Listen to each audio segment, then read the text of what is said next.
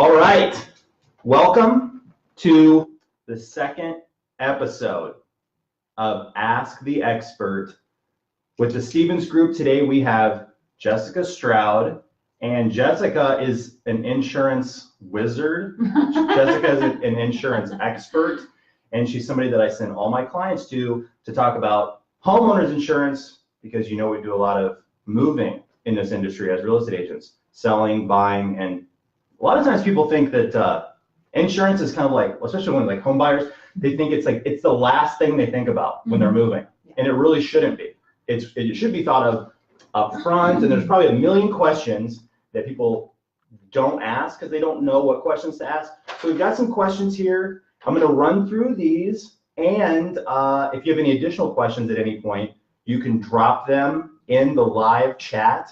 If you're watching this while it's being like on the record, on the replay, you can still comment, and I will make sure that either me or Jessica answers those questions whenever, wherever, across platform.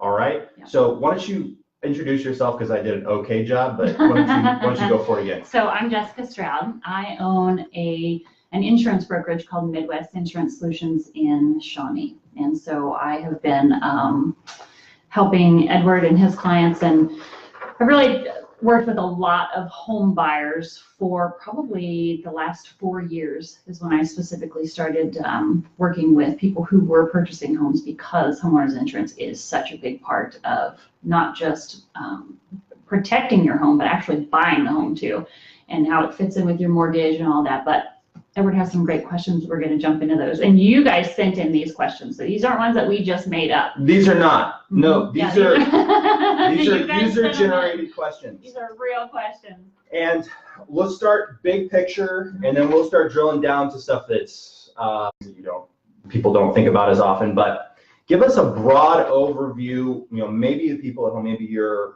haven't bought a home before, maybe you rent right now, or you're just not really exposed to like the insurance thing on a day-to-day basis. So what is homeowners insurance?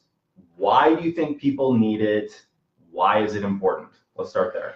So the majority of people will actually get a mortgage on their home, right? There is a loan that is securing this purchase that you're buying. The big question, I think, is, do I have to have homeowners insurance? If you pay cash for your house, you can do what we call self-insure. You don't have to have homeowners insurance if you want. However, if you're getting a mortgage, it is part of your loan contract that you are going to carry insurance on that property. And if you actually don't have insurance, if it doesn't get paid for, if you let it lapse or it gets canceled, the mortgage company will actually force place insurance on you. So big picture, homeowners insurance basically covers, the main part is the dwelling. If there's a kitchen fire, if the dishwasher hose breaks off while you're at the movie and it floods the house for 4 hours, if somebody breaks into your house, if it gets struck by lightning, if it gets taken by a tornado. Homeowners insurance is a package, but for simple terms, think of it just like it protects the dwelling from most of what would end up happening. And so I don't think a lot of people realize that if your home gets broken into, that can be covered under homeowners insurance. Oh, yes. So one of the coverages under homeowners insurance is called personal property. And when I'm writing a policy, I make sure that it's always replacement costs, even on personal property, because I don't care how old your couch is. I don't care if it's 5, 10 years old. If somebody breaks in and steals all of your stuff, I need you to be able to go and buy a new couch. So that's called full replacement costs. You always want to make sure you have that. But yeah, it actually covers too. Your homeowner's insurance covers in the situation with the dishwasher. Let's say it floods the hardwood floors. Well, you can't spot fix hardwood floors. They have to all be sanded down. They have to be restained. And so you might have to move out of your house for 4, 5 days. You got to take the dog to the dog daycare or whatever. Homeowners insurance will actually pay for you to go and live somewhere else while your house is being fixed. How cool is that? Or what if you try a new recipe and you burn up your kitchen? You can't live in the house. Right. So you mentioned this term like replacement value, replacement cost, okay? And if you at home have ever gotten an insurance quote before, like that terminology is probably getting thrown around. So I think even people get asked, right, about what is, do you want to insure based on replacement cost, or there's something else that you can, insure based on? Like, what's the difference there? What do you recommend, especially when people are buying a home or they own a home right now? So all insurance agents have their own opinion, right? We all have our own opinions. We all have ways we like to do things. If you're working with me, I'm only interested in offering you full replacement cost. In my mind, now, again, everyone else is different. In my mind, Okay. if I'm your agent Mm-hmm. and your house burns down, Yeah. I need that house rebuilt for you. On that land. Okay. I need same square footage, same finishes. If you've got hardwood floors, if you've got granite countertops, if you've got finished basements, I feel like it's my job to make sure that house gets built for you. So that is called full replacement cost. Okay. Now, rarely does it match up with tax value or fair market value. It's just the way our market is. If you have a roof that's 10 years old and a hailstorm comes through 3 months from now, I don't care that your roof is 10 years old. I care about you need a total tear off and a new roof. So we have full replacement cost and we have actual cash value. And so actual cash value is what I stay away from. Okay. And I'm kind of a little pushy, I think, maybe sometimes, but if you're working with me, I'm not asking you, what do you want? I'm saying it's my job to protect you. So people think about insurance and they think, I have to pay for this and I'm never going to use it. And in my world, I see people use it every day, right? And so for me, it's like, yeah, here's what we're doing. Like, I need to protect you. And if something happens, I sleep better at night knowing I took care of you. I'm like an insurance mom. Oh, yeah. So this actual cash value thing, and so doesn't that, so I assume that means they're going to insure it for less. They're going to try to, and some insurance agents probably, or brokers will say, you should insure for actual cash value because then the cost of the insurance every month is less. Is that where that? So there are situations where it would be appropriate for an actual cash value. Okay. Let's say you went out and bought a $60,000 rental property and you owned it outright, or you lived in a house that didn't have much, maybe it was an older house or something. There are certain situations where, let's say we've got a house you're paying $60,000 for, rental property. If it's a large house based on square footage, the reconstruction cost could be as much as $200,000. And so you might say, I'm not interested in that. I don't want to pay for $200,000 worth of coverage because if it burns down, I'm paying off the loan, clearing the lot, and going to buy something else. Okay. So there are certain situations where you can do 80% loan to value or 80% reconstruction cost. It's on a case-by-case basis. It's not something that I do even once a month. Okay. It's on it would have to be for me, it would have to probably be for a seasoned investor. Okay. And it takes somebody like you to have that intelligent conversation with that person to determine whether it's on a case-by-case basis. So that makes sense to me. When it comes to paying insurance, right, you've got a deductible, you've got your premiums, and so those are the only two parts, right? You got what you pay every month, and then you got what you pay if something hits the fan. Correct. Okay. So with that, when you got those two going, like, how do those get affected by people's, what affects those different things, like the cost of your house or maybe your credit or things of that nature? What impacts those two? So with your auto insurance, you can pay it monthly, you can pay it every 6 months, you can pay it every year. Okay. With homeowners insurance, it's paid a year up front. Okay. So the first year when you're purchasing a home with Edward, yeah, the first year is paid through your closing costs, and then we see that on the closing disclosures. Yeah. And then moving forward, the lender is writing that check for you again through your escrow because they need you to have insurance. So there are several things that impact your insurance rate. Of course, it's the reconstruction cost on a house. Again, you might only be paying $135,000 for a house, or you might be paying $250,000 for a house, but to rebuild the house could be $100,000 more. So it has to do with the dwelling amount on the house and it has a big factor is the roof, the age of the home, because once the roof gets to about 15 years old, a lot of insurance companies are going to want to try to push you into an actual cash value situation on the roof. And so I don't like that. We have ways of working through it. So the age of the roof is definitely important. Okay. And then something that the insurance industry doesn't necessarily talk about a whole lot is your financial rating, like your financial stability has a lot to do with the rates that you get. Tell me more. What do you mean by financial stability? It's not necessarily, I don't want to say it's your credit score because it's an actual insurance score and it's a Pandora's box of everything. It really is. They make it convoluted so you don't understand it. So, okay. So I just call it Pandora's box. But like we all have an insurance score, and that insurance score affects the rate. So there are situations where people will come to us and the credit's good enough to get a loan, right? And credit's decent enough to get an okay interest rate, but late pays and collections. Can I guess at some things? Yeah, definitely. So I'm going to guess, and if you have a guess, drop it. But I'm going to guess affects your insurance score or doesn't. Okay, this is the game we're going to play. And we're talking about insurance score, which is going to ultimately impact your insurance on your car, your insurance on your house, or your boat, or your whatever. So, number one, I total my car out. I wreck my car into a brick wall, totally my fault. Insurance score, up or down? I want you to tell me. It doesn't affect your insurance score. It doesn't actually affect my insurance score. Okay. Now, having that claim, anytime your insurance pays out on a claim, it will affect your rate for up to 5 years. But it insurance is an insurance answer right there. I got to be more specific then. Okay, I'm at a stoplight. Somebody rear ends me, right? It's totally their fault. And it goes through their insurance, right? Because it's their fault. Does that impact my insurance score? Because it doesn't show up. You didn't get a ticket, right? There's nothing on your motor vehicle report, and you didn't pay for that accident. That wasn't your fault. Your insurance didn't pay out, so there's nothing on your credit report. Those first two were personal. Now we're going to get to back to the real estate. Yeah, the real estate stuff.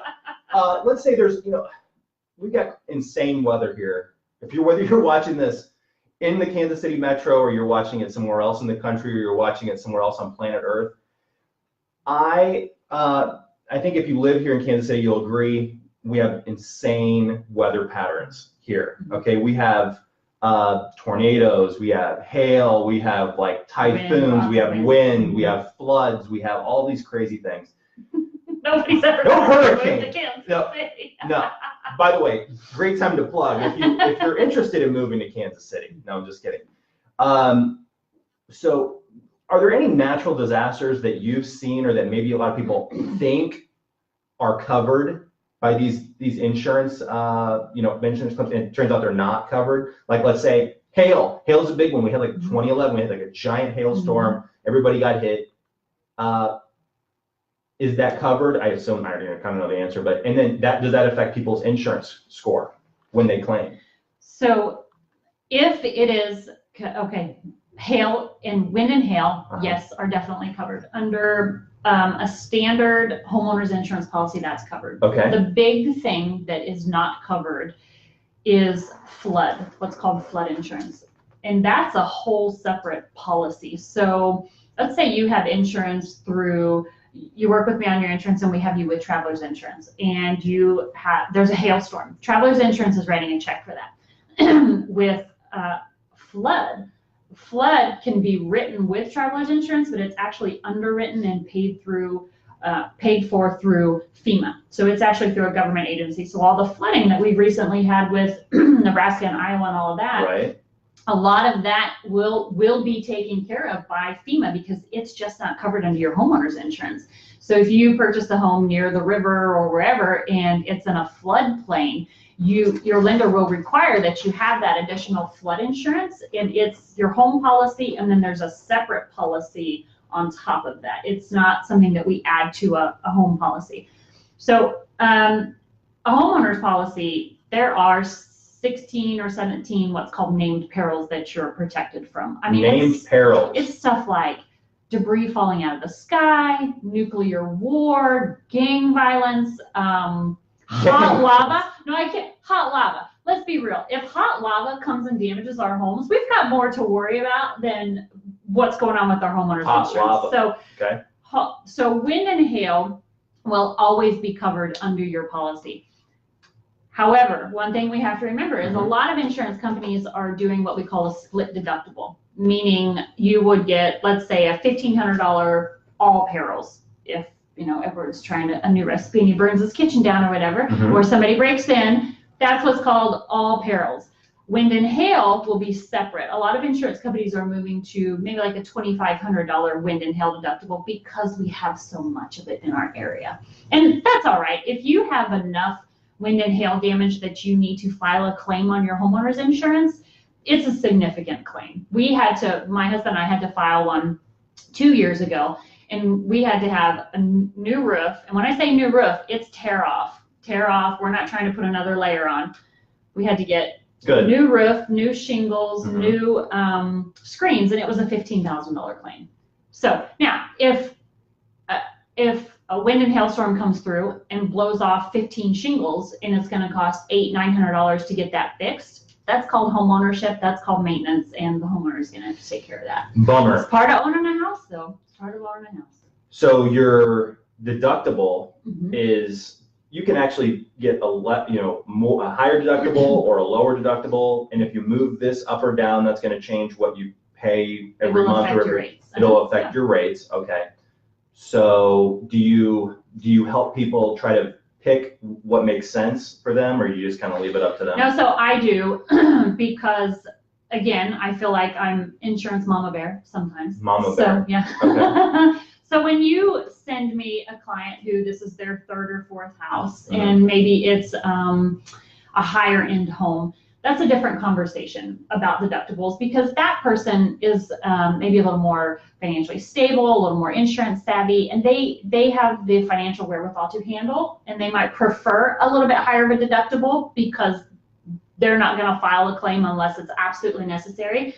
But if we're talking about a first-time home buyer, or somebody who maybe hasn't had the chance to build up a nice savings account, I'm not going to put them in a higher deductible. I'm going to try to keep them in as low of a deductible as possible, because, again, with being reasonable to the rate, right? With keeping an eye on the rate. But I'm not going to put them in a high deductible because it's my job to look out for them, and I see people use their insurance every day. So when I'm looking at something, I'm thinking, I'm assuming you're going to have to use your insurance. That's the way I look at it. It's more of a responsible way to sell insurance. Yeah, I see people have to use it every day. Let's assume you're going to have to use it. Okay. So, question, if we could just jump right back into the, does this or does this not affect my insurance score? And then also, does this get covered under my insurance? Is, we have snow or sleet about 11 months out of the year here in Kansas City. So people occasionally fall, and it's not always funny, but sometimes it is. It's usually not. But when people fall, let's say somebody falls like at your house, they fall down the stairs outside trying to deliver mail or whatever it is, right? And so how does that handle, how does the insurance handle that particular case, like somebody falling or getting hurt or injured on your property? Does that kick in at all? Excellent question. So one of the things that is in your package of homeowners insurance is called personal liability. Okay.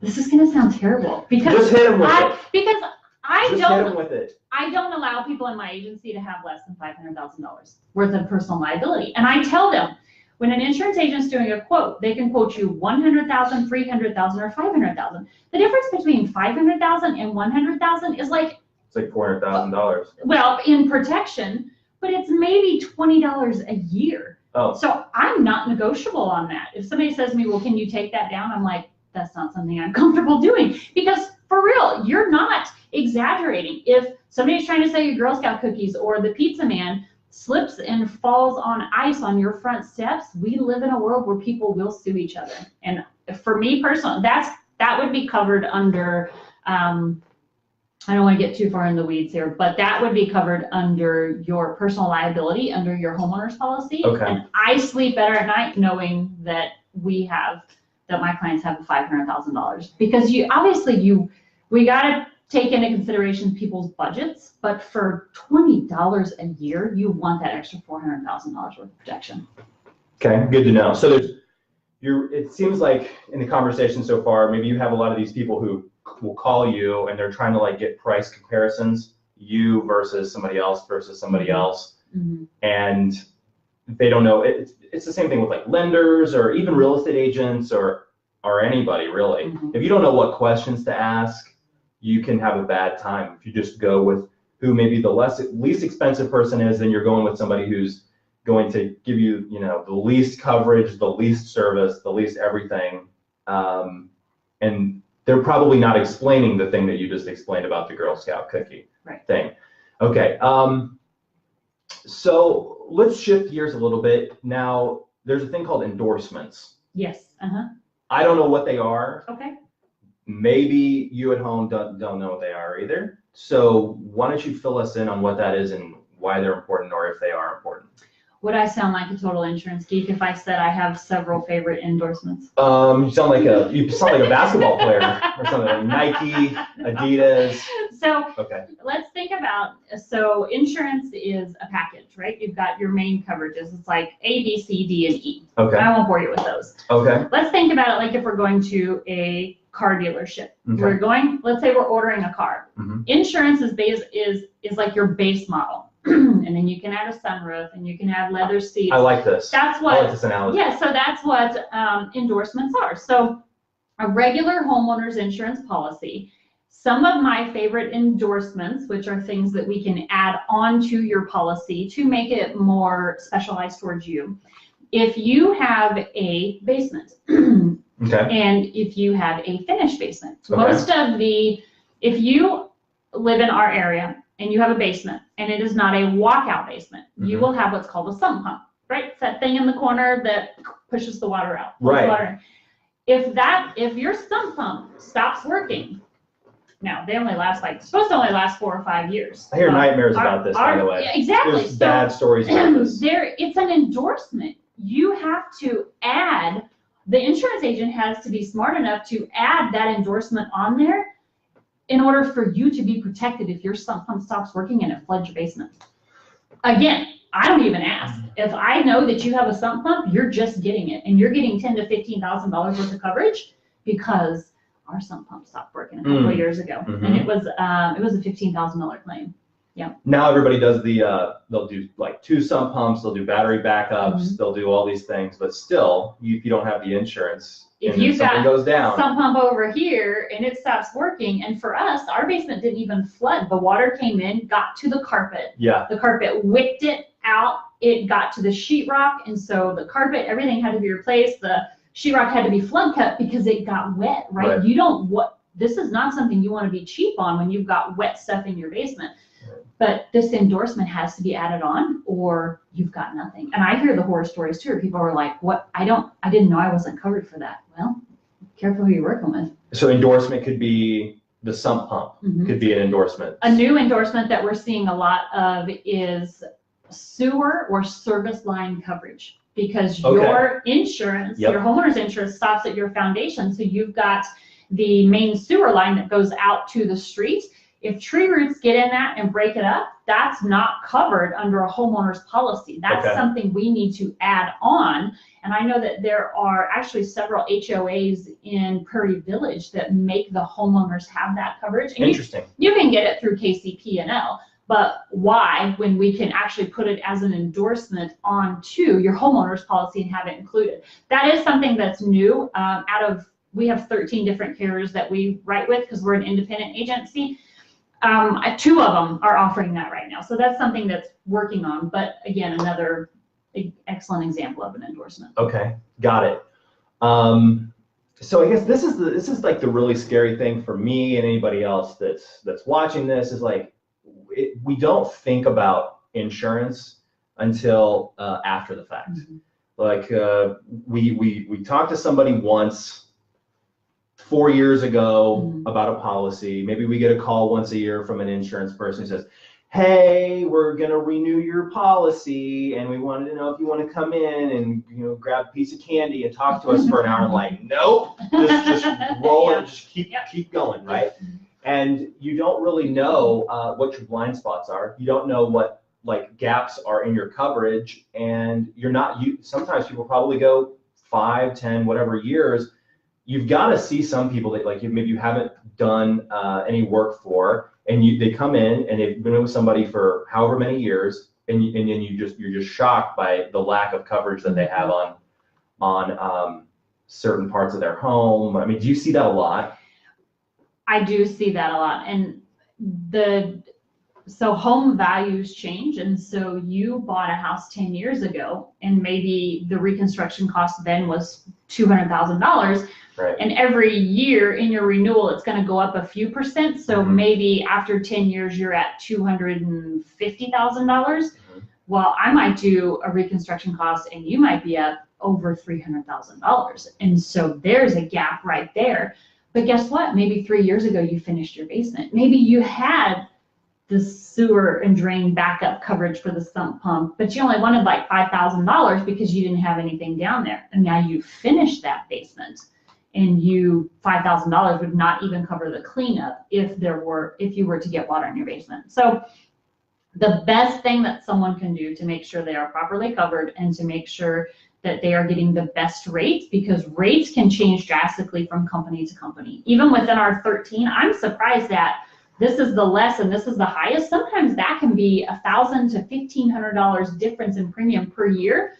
So my suggestion is going to be that you shop your insurance every 3 to 4 years. That's going to be it. And every if you work 3 to with 4 us, years. Okay. I would say every 3 to 4 years. It's not something you want to do every year because you just don't need to, but I would say 3 to 4 years. So in our agency, we keep an eye on the rates, and as they start to climb, it's about every 3rd year that we will say, hey, listen, your rate has climbed, it's here. We can get you a better rate if we move you over to here, because this company is the most competitive right now and will save you money when you make a change. And when you say rate, you mean the premium that you pay per year. The premium, okay, yes. Gotcha, Yes. Gotcha. Okay. One thing that we do when we're talking to a person who's buying a house, right, is we have obviously, unless there's some super weird circumstance, we've got an inspection going on the house. That's just like a no-brainer. You get an inspection when you buy a house. And you're doing your due diligence, and so we do all the normal stuff. Obviously, we read the seller's disclosure before we made an offer. We got a whole home inspection. We're checking for termites. Maybe we've checked the sewer line, which is something I started recommending to people not too long ago to have a sewer line scope. But, recently I've been working with Jessica to find these clue reports on the home.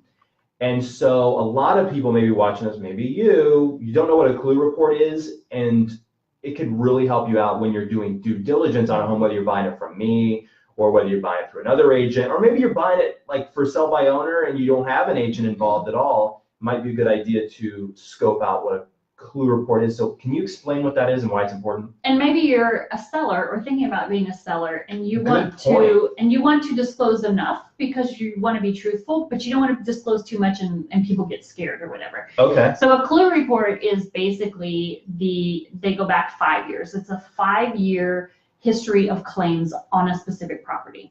So if I am doing a quote on a house for you, when I do the quote, the system will pull in a clue report, and it will tell me if the person, if that house has had any claims within the 5 years. Now, the people who own it might have only been there for 3 years, so it might show something from 4.5 years ago from the previous owners. But that's going to show us if they've had any wind or hail damage, or if there's been theft, like if a car gets broken into in the driveway, that's actually that's actually a claim under your homeowner's policy, or if they've had if they have had a kitchen fire or something of that sort. But there have been situations where I'm like, oh, this roof is 12 years old, and I'm reaching out to the realtor going, hey, that seller got $14,000 3 years ago, and I'm not for a wind and hail claim, so I'm not real sure why this roof is still 12 years old. And they're like,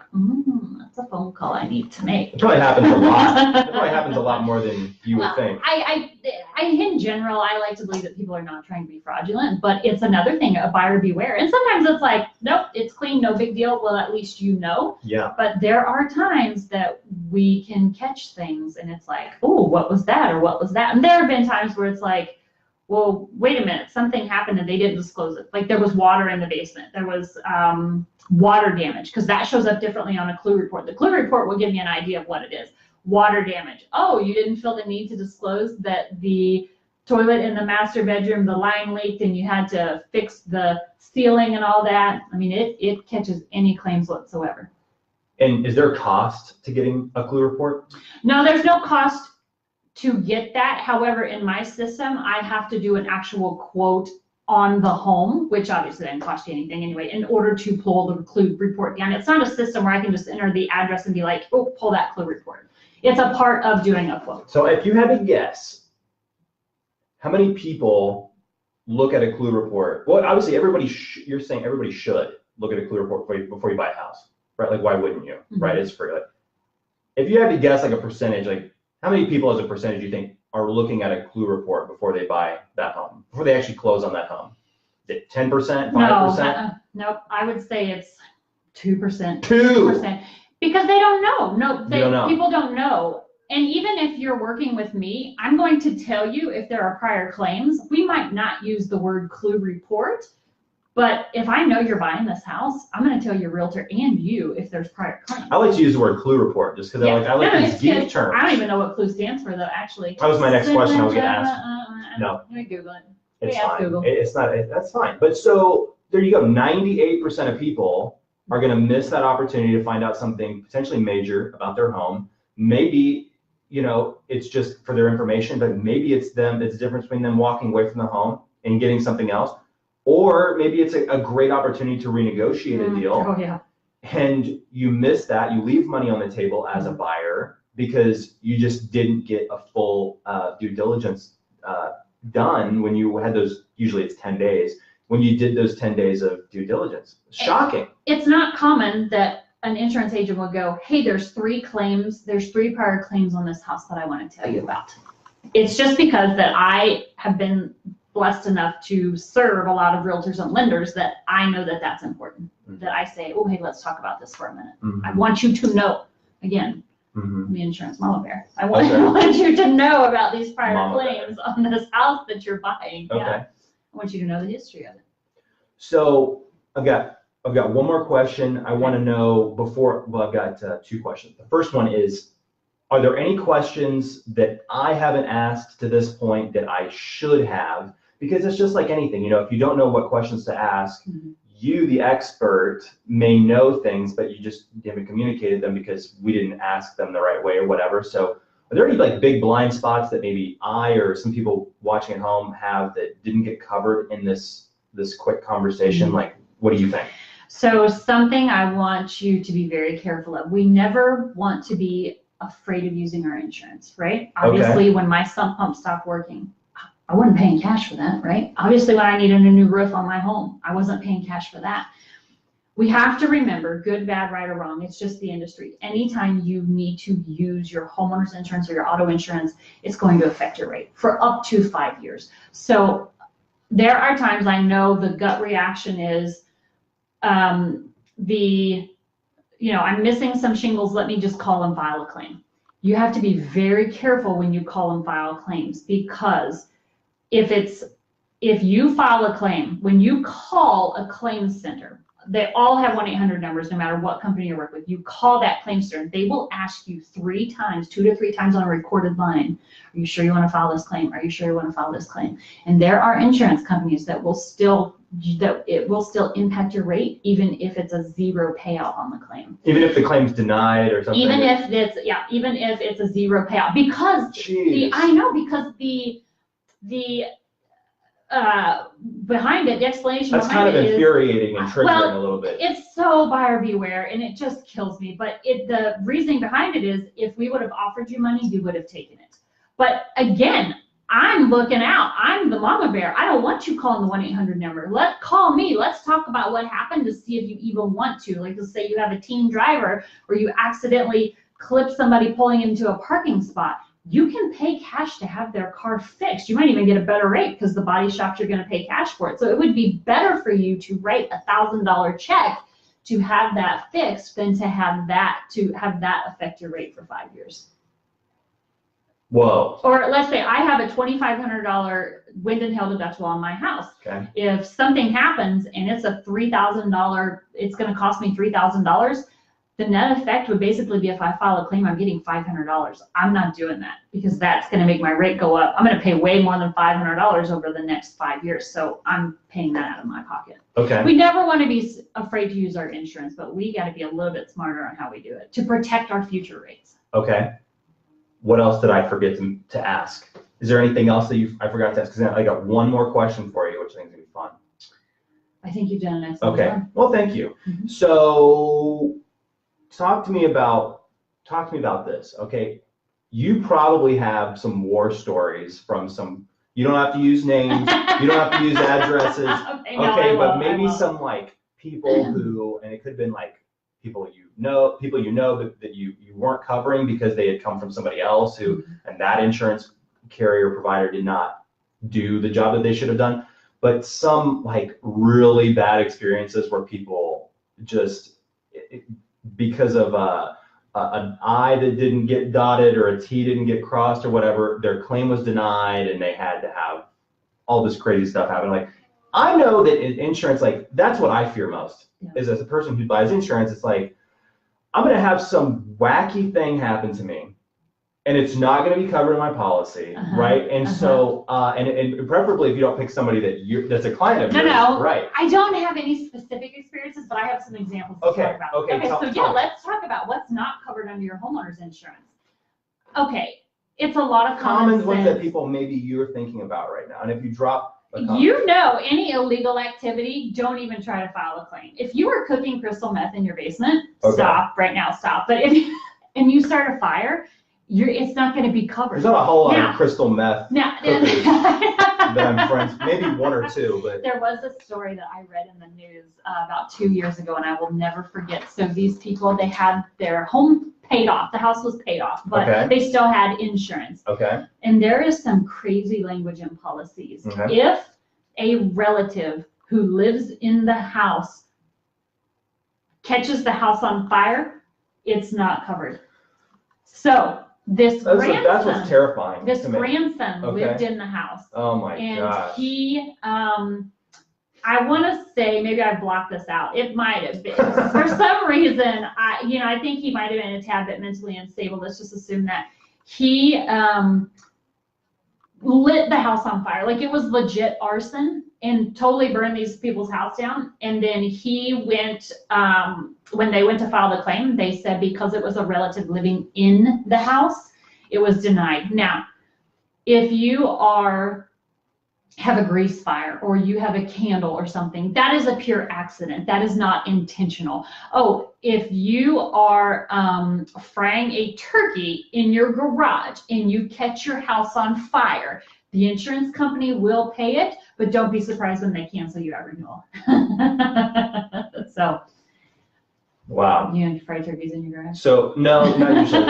Okay, so because they lived there, because the grandson lived there. Because it was a relative, it was an arson and a relative who did the arson. If some punk neighborhood kid comes and lights your house on fire, you're going to be covered. Right. It is a relative that lives in the house. And so I guess the moral of the story is and tell me maybe there's another moral, but as your life situations change, as your home, auto, whatever situations change, have that communication with your insurance provider so that they know. No, that was just a completely fluke thing. I don't think there was anything those poor people could have done. Like, they thought their grandson was going to burn their house down. And I'm your agent and you call me and say, hey, my grandson lives with me, I'm going to be like, okay, great.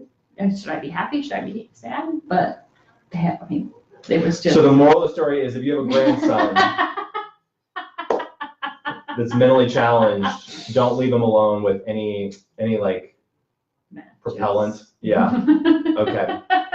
Wow. Okay. The majority of the time, anything that we come up against is going to be covered. You could sit around and just be worried all the time. Okay. Please don't do that. Good. Okay. Good. Hey, I've learned a few things today. I appreciate you tuning in, and whether you're watching this live or on the replay, just make sure to smash the like button. If you think that there is some value in your sphere and your friends or whatever seeing this video or any parts of it, feel free to share it on social media. If you have questions for Jessica, what's the best way to get in touch with you? Facebook, really. Send me your messages through Facebook. I could give you my email address or phone number, but if you're watching it here, it's probably just going to be easy for you to swipe over to me and type what you need. If you're seeing it on LinkedIn or Instagram or anything like that, then I'll probably have you tagged. Okay. So we can just do it that way. You can always call me 913-422-0280 if you want to. Okay. If you need to. Perfect. Okay. Pleasure having you on. I'm going to end this video. Thank you. Yeah, on the second edition of Ask the Expert. I appreciate you guys for tuning in, and we'll see you on the next round. If you have people that you want to see on Ask the Expert, make sure you drop that in the comments below. Edward Stevens, your friend in the real estate business with the Stevens Group at Reese Nichols. Catch you later. Enjoy your Friday. Bye-bye.